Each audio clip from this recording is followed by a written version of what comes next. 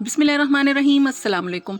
कैसे हैं आप सब? उम्मीद है कि खैरियत से होंगे। हम भी अल्हम्दुलिल्लाह बिल्कुल ठीक ठाक हैं। और ये सुबह के बाद का टाइम है। सुबह नाश्ता वाश्ता हो चुका है, काम सारे हो चुके हैं, उसके बाद का टाइम है।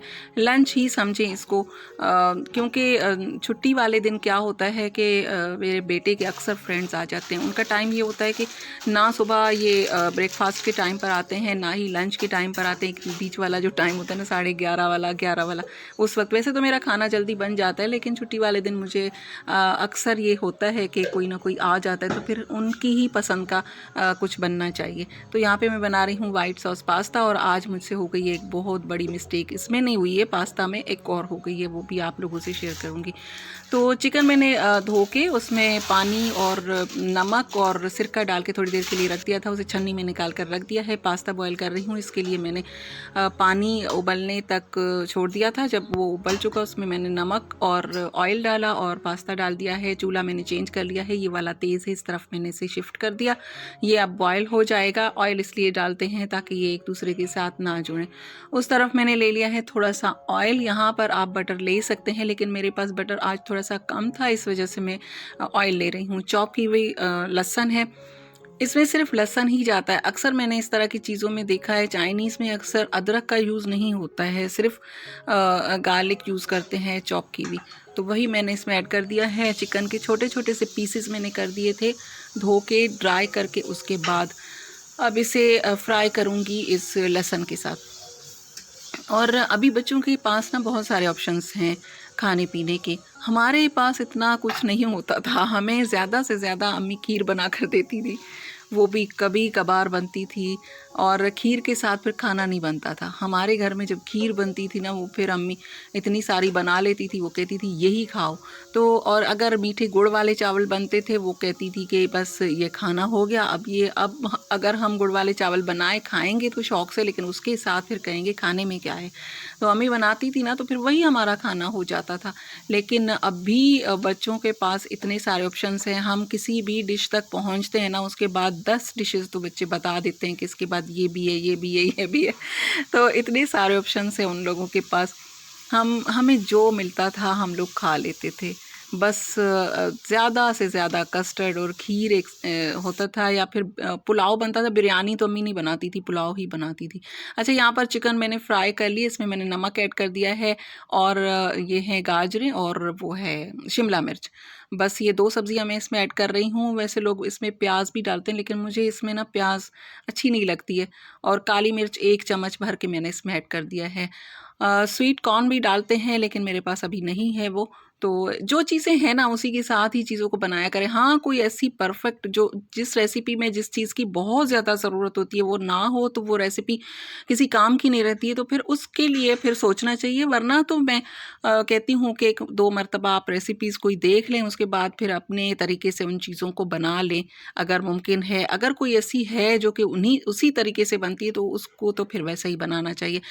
जिस पैन में मैंने चिकन फ्राई किया था सब्जियों के साथ, उसी में ही अब ये मक्खन डाल दूंगी और इसे मेल्ट होने का इसका इंतज़ार करेंगे। थोड़ा सा ये मेल्ट हो जाए तो फिर इसमें मैदा शामिल कर देंगे।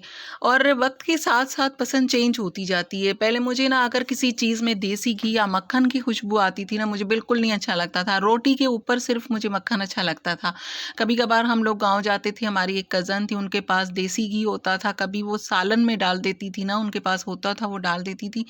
तो मुझे बिल्कुल नहीं उसकी खुशबू अच्छी लगती थी। अब पसंद चेंज हो चुकी है, अब मीठा अच्छा लगने लगा है। अच्छा, यहाँ पर बटर मेल्ट हो चुका है, इसमें मैंने मैदा ऐड कर दिया है। 5 चम्मच ये मैदा है। और इसे इतना भूनेंगे कि इसका कच्चापन दूर हो जाए। इसमें से वो कच्चे-कच्चे से मैदे की खुशबू नहीं आनी चाहिए, एक अच्छी सी खुशबू आनी चाहिए। तब तक इसे भून लेंगे अच्छी तरह से, जैसे हम सूजी को भूनते हैं। डिटेल में उन लोगों को बता रही हूँ जो सीखना चाहते हैं, जो बच्चियाँ हैं जो सीखना चाहती हैं, या फिर ऐसे लोग जो कभी कभार ऐसी चीज़ होती है ना जो नज़र के सामने आती ही नहीं है, कभी ट्राई नहीं की होती है, तो उनको मैं बता रही हूँ। बाकी तो माशाल्लाह सभी एक्सपर्ट हैं, जो बनाते हैं वो थोड़ा सा स्किप कर करके या फिर फास्ट करके देख लें। और यहाँ पर जी वीडियो को लाइक कर दीजिए। अगर आप मेरी यूट्यूब फैमिली का हिस्सा बनना चाहते हैं तो मेरे चैनल को सब्सक्राइब भी कर दीजिए। मैं इसी तरह से अपनी रूटीन भी शेयर करती हूँ और कुछ कभी कभार हम बहुत अच्छी काम की बातें भी कर लेते हैं। आ गया है बाहर आइसक्रीम वाला। आज गर्मी बहुत है, कराची में बहुत गर्मी और बहुत बड़ा तूफान भी आया था यहाँ पर। तो ये अब इसमें से बहुत अच्छी सी खुशबू आना स्टार्ट हो गई है। अब इसमें मैंने कुटी हुई लाल मिर्च ऐड कर दी और थोड़ा सा ऑरिगानो। ऑरिगानो वाला क्लिप पता नहीं अब कहीं हो गया या मैंने डाल दिया, आप लोगों ने देखा। अब इसमें दूध ऐड कर दिया है। दूध आहिस्ता आहिस्ता इसमें शामिल करते जाएंगे। तकरीबन इसमें आधा किलो दूध जाएगा। 2.5 कप मैंने इसमें ये वाला ऐड कर दिया है। आहिस्ता आहिस्ता इसको गुठलियाँ ना बने तो इसी वजह से, और हल्की आंच पर इसको मैदे को भूनना है। जब आप मैदा भूनेंगे ना तो बिल्कुल हल्की आंच होनी चाहिए, तेज़ आंच पर कहीं से ये जल जाएगा, कहीं से ये कच्चा रह जाएगा।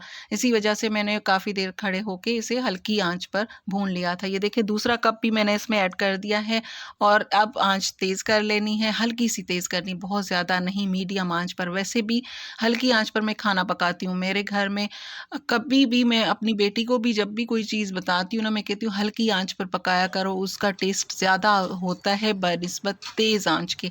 तेज़ आंच पे कच्चा पक्का बन जाता है, कहीं से हांडी जल जाती है, कहीं से कच्ची होती है।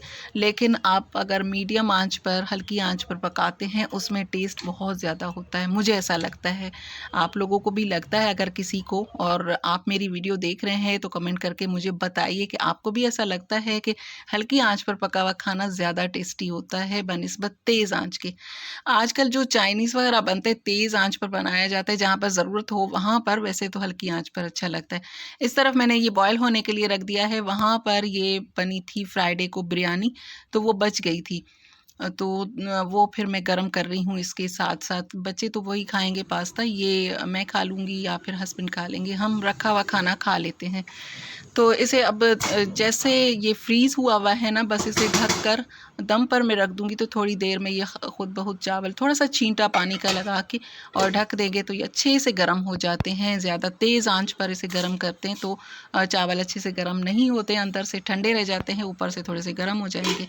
ये देखें, इसे मैंने ढक दिया है। पास्ता जो है वो बॉयल करके छान लिया है, इधर चिकन जो है वो भी तैयार है। लेकिन अभी एक और काम है जो कि मुझे करना है, क्योंकि ये जब मैं बच्चों को दूँगी ना खाने के लिए तब ही मिक्स करूँगी, क्योंकि अभी से अगर मैं मिक्स कर लेती हूँ तो फिर वो पास्ता जो है ना वो सारा वो जो लिक्विड है इसका व्हाइट सॉस वो पी जाता है। तो इसी वजह से जब उन्होंने खाना होगा तब थोड़ी देर के बाद मैं उनको फिर मिक्स करके फाइनल आप लोगों को लुक दिखा देती हूँ। तब तक मैं कर लेती हूँ ये वाला काम, जहाँ पर हो गई है मुझसे बहुत बड़ी वाली गलती। ये मैंने लिया है एक ऑर्गेनाइज़र, ये मैंने ऑनलाइन नहीं मंगवाया है, ऐसे ही ले लिया था। तो इसे अब दीवार पे हैंग करना है बग़ैर कील लगाए। तो मैं चाह रही थी कि कोई इस तरह की कोई चीज़ मुझे मिल जाए जो मैं हैंग करूँ। इसमें मेरा जो हैंड वॉश है, लिक्विड है, इस तरह की चीज़ें मैं वहाँ पर लगाऊँ और फिर नीचे भी इसके कुछ रख दूँ, क्योंकि काफ़ी सारी यहाँ पर चीज़ें होती हैं जिनके लिए जगह नहीं बनती है। तो इसलिए मैंने ये लिया था। और गलती क्या हुई है कि ये जो स्टिकर्स हैं इनको चिपकाना है और इसमें इसे हैंग करना है। मुझे नहीं लगता था कि इतना वेट ये उठा लेगा, लेकिन उस पे है कि है इन्हीं चीज़ों के लिए है, तो आप इसमें हैंग कर सकते हैं और इसमें चीज़ें भी आप रख सकते हैं। तो पहले मैं मार्कर से लगाऊंगी निशान और फिर वहाँ पर इसे लगा दूंगी। तो इस तरह की जब चीज़ें होती हैं ना तो उसको गौर से पढ़ लिया करें। मैंने पढ़ा नहीं, मैंने कहा बस जिस तरह से उसने दुकानदार ने बताया कि इसे लगा लेना है, इतना गौर से मैंने देखा नहीं और इतना मेरे ख्याल में डिटेल से लिखा भी नहीं हुआ था। बाद में मैंने चेक किया तो इसके साथ कुछ भी नहीं था। ये जो स्टिकर है ना, इसका ये पीछे जो लगा हुआ है जिसमें चीज़ हैंग करनी है वो नहीं निकालना था। गलती हो गई। पोपट हो गया। तो बच्चे मुझ पे हंस रहे थे कि पहले आप देख तो लेती हमसे। मैंने बच्चों को बुलाया बाद में, पहले मैंने ये निकाल लिया था। अब इसको मैं चिपका रही हूँ तो इसमें जो वो जिसमें वो चीज़ हैंग होगी ना वो इस पर चिपकी होनी चाहिए थी, वो मैंने अलग कर दिया, इसे अलग नहीं करना था। तो यहाँ पर ये फिर अब मेरा काम नहीं हुआ। वैसे मैं ड्रिल वगैरह का नहीं करवाना चाह रही थी, क्योंकि अगर एक मरतबा ये टाइल टूट गई तो फिर वो दूसरा काम फिर बढ़ जाएगा। इसी वजह से मैं ये लेकर आई थी कि इसे मैं हैंग कर दूँ और यहाँ पर मेरी सारी चीज़ें आ जाएंगी। ऊपर ये लग जाएगा, इसमें काफ़ी सारी चीज़ें आ जाती हैं और फिर नीचे कुछ और रख लेंगे। लेकिन इस तरह नहीं हुआ, मैंने बस ऐसे ही अपना ये हैंड वॉश और ये रखा है लिक्विड वाला, बाकी की चीज़ें जो है वो इस तरफ रख दूँगी। अब बना लेते हैं अपना ये पास्ता, कंप्लीट कर लेते हैं। उस तरफ बिरयानी भी गर्म हो चुकी है, अब इनको भूख लगी हुई है तो अब मैं इसमें चीज़ भी ऐड कर दूंगी। चीज़ भी लास्ट में ऐड करती हूँ जब ये कंप्लीट हो जाता है। चीज़ अभी मेरे पास चेडर चीज़ है, मोज़रेला चीज़ है, तो वो और ज़्यादा अच्छा है। जो भी चीज़ है वो मैं मिक्स कर लेती हूँ इसमें। अच्छा खासा इसमें चीज़ जाएगा, वो बस इसमें कद्दूकस करके मैं डाल दूंगी और उसके बाद फिर मैं जो पास्ता रखा हुआ है वो और जो चिकन फ्राई किया था वेजिटेबल्स के साथ वो इसमें मैं मिक्स कर दूंगी। तो ये हमारा बहुत ही अच्छा सा वाइट सॉस पास्ता बन जाएगा, जो कि बच्चों को बहुत पसंद आता है। साथ में कल वाली जो बिरयानी है वो है। इस तरह की चीज़ें मैं छुट्टी वाले दिन बनाती हूँ, लेकिन ये होता है कि फिर शाम को मुझे बड़ा झंझट लगता है। मैं कहती हूँ इस तरह की कोई चीज़ बन जाए जो दोपहर में मेरा खाना इतना बन जाए कि मुझे शाम को ना पकाना पड़े।